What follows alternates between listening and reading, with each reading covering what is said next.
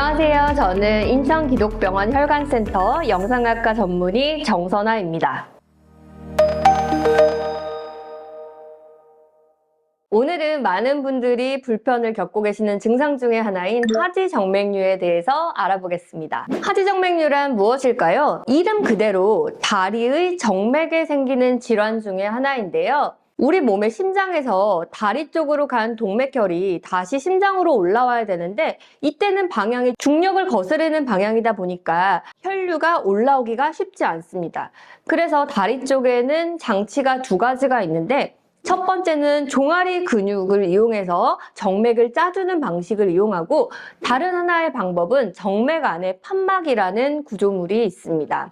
그런데 만약에 종아리 근육이 약한 사람이거나 또는 종아리 근육을 오랫동안 쓰지 않는 직업을 가지신 경우, 그러니까 예를 들어서 오랫동안 서 계시거나 오랫동안 앉아 계신 직업을 가지신 경우가 되겠죠. 그래서 이런 경우 또는 선천적으로 판막이 약하거나 또는 노화로 판막이 헐거워진 경우에는 정맥을 심장 쪽으로 끌어올리기가 어렵게 됩니다. 그럼 다시 다리에 있는 정맥으로 피가 쏠리게 되고 다리에 물주머니를 찬 것처럼 다리가 무겁고 묵직한 증상이 나타나게 되고 더 시간이 지나면 정맥이 늘어나서 피부 밑에서 울퉁불퉁하게 혈관이 보이는 증상을 하지정맥류라고 부릅니다.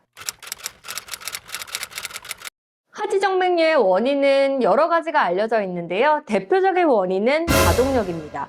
부모 중에 한 사람이 하지정맥류가 있을 경우에 30-40% 정도는 자식에게 유전된다고 알려져 있고 이 중에서 80% 정도가 어머니의 영향을 받는 것으로 알려져 있습니다. 이 외에도 비만이나 흡연하는 습관 등이 하지정맥류에 영향을 미치는 것으로 알려져 있고 일시적이기는 하지만 임신하는 기간 중에도 하지정맥류가 생길 수 있습니다. 하지정맥류의 대표적인 증상은 피가 다리 쪽으로 역류하다 보니까 다리 쪽에 피가 너무 많은 거예요. 그래서 다리가 무겁고 묵직한 증상이 나타나게 되고 이런 증상이 오래되다 보면 다리가 저리고 쥐가 나는 증상을 느끼게 됩니다. 그래서 밤에 주무시다가 다리가 저려요, 다리가 쥐가 나요, 그래서 잠을 잘 못 자겠어요, 이렇게 해서 병원에 오시는 분들도 꽤 계세요. 이게 점점 진행이 되면 피부 밑에 거미줄 모양으로 실핏줄이 나타나게 되고요. 이게 점점 더 진행되면 정맥이 늘어나서 피부 밑에 울퉁불퉁하게 표시가 나게 되고 이런 혈관 밑에 피부가 착색이 되거나 더 심한 경우에는 궤양이 생길 수도 있습니다. 하지정맥류의 진단에는 도플러 초음파를 이용하게 되는데요. 다리에 초음파를 대고 정맥에 역류가 있는지를 직접 확인하는 검사입니다. 대개 2초 이상의 역류가 있을 때 하지정맥류라고 진단을 하게 됩니다. 뒤에서도 말씀드릴 치료법에서도 초음파가 굉장히 중요한 역할을 하게 되기 때문에 초음파를 잘 보시는 의료진을 찾아가시는 것이 매우 중요합니다. 저처럼 영상학과 의사는 대학병원에 있는 레지던트 4년 동안 초음파를 배우고 전문의가 된 사람들이기 때문에 고도로 숙련되고 전문적인 지식을 가지고 있는 의료진이라고 할 수가 있겠죠. 하지정맥류의 치료법은 크게 수술적인 방법과 시술적인 방법으로 나눌 수가 있는데요. 수술적인 방법은 전신 마취를 해야 되고 또 조직 손상도가 너무 크고 상처가 너무 크고 이런 부작용 때문에 최근에는 아주 심한 경우가 아니라면 수술적인 방법은 사용하지 않는 추세이고요. 비수술적인 방법인 시술에 대해서 정리를 해드리겠습니다. 도플러 초음파로 확인했을 때 하지정맥류가 심하지 않은 초기의 경우에는 압박 스타킹을 신거나 정맥순환 개선제를 복용하거나 생활 습관을 교정하는 방법으로 치료를 하게 됩니다. 이러한 방법들에 더불어서 4mm 미만의 작은 정맥류나 관통정맥이라고 부르는 정맥에 하지정맥류가 생겼을 경우에는 초음파로 보면서 하지정맥류에 직접 바늘을 찔러서 경화제를 주입해서 치료하는 혈관 경화 주사요법을 시행하게 되는데요. 마취는 따로 하지 않아서 약간 따끔거리는 정도의 통증은 있을 수 있지만 15분 내로 시술이 끝나게 돼서 간편한 방법이라고 할 수가 있겠습니다. 바로 일상생활은 가능하고요. 압박 스타킹을 한 1주에서 2주 정도 신어주시는 것이 경과에 도움이 됩니다.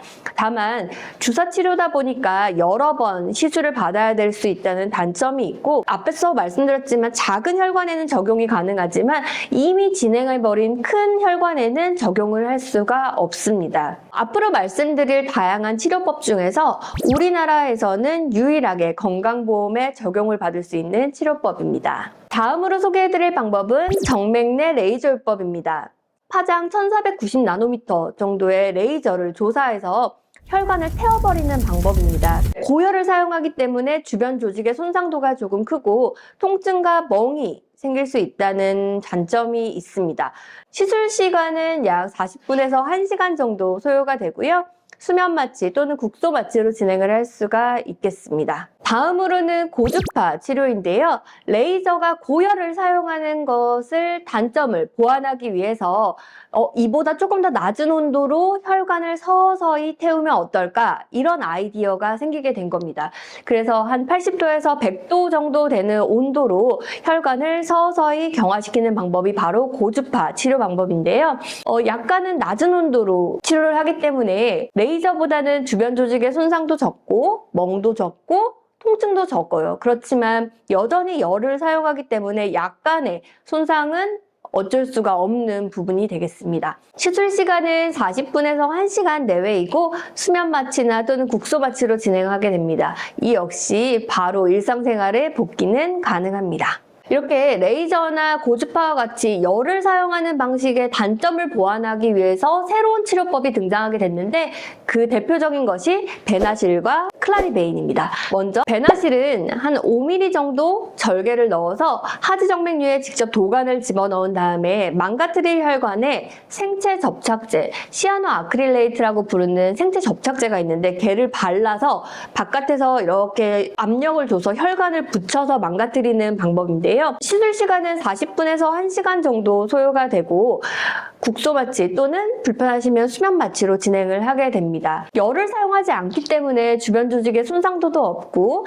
또 통증이나 멍도 현저하게 줄어들었습니다. 그렇지만 생체 접착제를 사용했기 때문에 여기에 알러지 반응이 있는 분들이 계세요. 그리고 또 일부에서 나타나기는 하지만 혈관염이 생길 수도 있는데요. 이런 증상들은 대개 한 달 안에 소실된다고 알려져 있습니다. 시술 후 바로 일상생활이 가능한 것이 장점이고 가장 큰 장점 중에 하나가 압박 스타킹을 굳이 신지 않아도 된다는 점입니다. 마지막으로 소개해드릴 방법은 클라리베인이라는 방법인데 우리 병원에서도 메인으로 치료하고 있는 방법입니다. 베나실과 마찬가지로 5mm 정도 절개를 넣어서 하지정맥류에 직접 도관을 집어넣어요. 그런 다음에 이렇게 소리를 내면서 돌아가는 카테터가 있는데 걔가 윙 돌아가면서 혈관벽을 일부러 망가뜨리고 거기에 경화제를 쑥 발라서 혈관을 폐쇄시키는 방법을 사용합니다. 베나실과 달리 생체 접착제를 사용하지 않기 때문에 알러지 반응 등과 같은 부작용을 걱정할 필요가 없다는 것이 장점입니다.